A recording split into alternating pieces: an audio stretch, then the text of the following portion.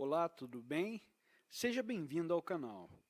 Hoje estaremos realizando a leitura e comentários do texto a seguir. Esperamos que a compreensão e entendimento do mesmo possa te ajudar de alguma forma, e assim você e também todos os seus entes possam ter um melhor entendimento de nossa vida diária e possamos lidar da melhor forma possível com as situações que ocorrem em nossa vida. Lhe desejamos uma ótima audição.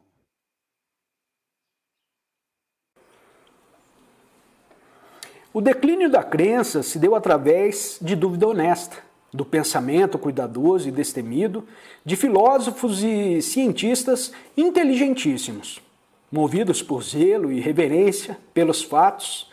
Tentaram ver, entender e encarar a vida como ela é, sem idealismo. Ainda assim, apesar de tudo, o que fizeram para melhorar as condições de vida, a imagem que eles pintaram do universo, parece ter deixado o indivíduo sem esperança. O preço dos milagres que eles fizeram nesse mundo foi o desaparecimento do mundo por vir. E estamos inclinados a nos colocar a velha pergunta: de que adianta alguém ganhar um mundo e perder a alma? A lógica, a inteligência e a racionalidade estão satisfeitas, mas o coração ficou faminto, pois o coração aprendeu a sentir que vivemos para o futuro. A ciência pode, devagar e de forma incerta, nos dar um futuro melhor, por alguns anos. Depois, para cada um de nós, será o fim de tudo. Não importa quanto demore, tudo que foi composto vai entrar em decomposição. Apesar de algumas opiniões contrárias, essa ainda é a visão geral da ciência. Em círculos literários e religiosos, é comum pensar que o conflito entre ciência e religião é coisa do passado.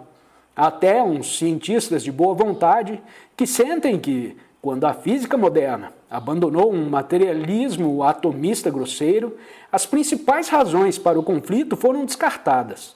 Mas isso não é bem assim. Na maioria dos grandes centros de ensino, quem vive de estudar as implicações detalhadas da ciência e dos métodos científicos está mais longe do que nunca do que se entende como ponto de vista religioso. A física nuclear e a relatividade acabaram como o velho materialismo, é verdade, mas nos deram uma visão do universo na qual há ainda menos espaço para ideias sobre propósito e projeto absolutos. O cientista moderno não é ingênuo, a ponto de negar Deus, porque ele não pode ser visto como um telescópio, nem a alma, porque não pode ser revelada pelo bisturi. Ele apenas percebeu que a ideia de Deus não tem necessidade lógica. Ele até duvida que essa ideia tenha algum significado. Não ajuda a explicar nada que ele não possa explicar de um jeito diferente e mais simples. Argumenta que se tudo o que acontece supostamente está sob providência e controles divinos, isso, na verdade, equivale a não dizer nada. Dizer que tudo é governado e criado por Deus é como dizer, tudo está para cima, o que não quer dizer nada. Essa noção não nos ajuda a fazer proposições verificáveis. Portanto, a partir da perspectiva científica, não tem o menor valor. Os cientistas podem estar certos nesse ponto, podem estar errados. Discutir essa questão não é nosso propósito. Só precisamos perceber que tal ceticismo tem enorme influência e estabelece o clima dominante da nossa era.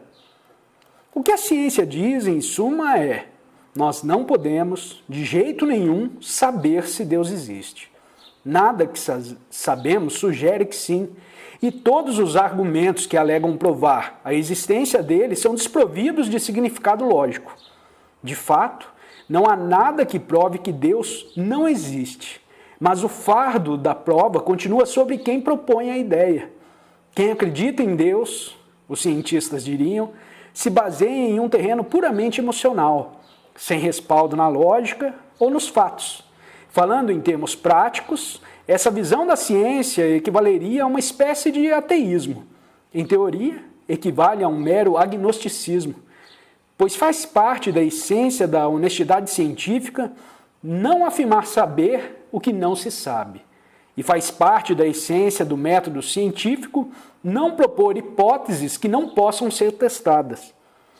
Os resultados imediatos dessa honestidade são profundamente inquietantes e deprimentes, pois a humanidade parece incapaz de viver sem uma forma de mito, sem acreditar que a rotina e a labuta, a dor e o medo desta vida tenham algum significado no futuro. Novos mitos são criados imediatamente. Mitos políticos e econômicos, com promessas extravagantes do melhor do futuro neste mundo. Esses mitos dão ao indivíduo uma certa noção de significado ao fazer dele parte de um vasto esforço coletivo, no qual ele deixa de sentir um pouco do próprio vazio e da própria solidão. Ainda assim, a própria violência dessas religiões políticas denuncia a ansiedade por baixo delas, pois não passam de gente se juntando aos berros para se encorajar no escuro. Uma vez que se suspeita que uma religião seja um mito, seu poder acaba. Pode ser necessário para a humanidade ter um mito, mas não é possível se receitar um conscientemente, como se fosse um comprimido para dor de cabeça. Um mito só pode funcionar quando é tomado como verdade e o ser humano não pode se fazer de bobo de forma consciente e intencional por muito tempo.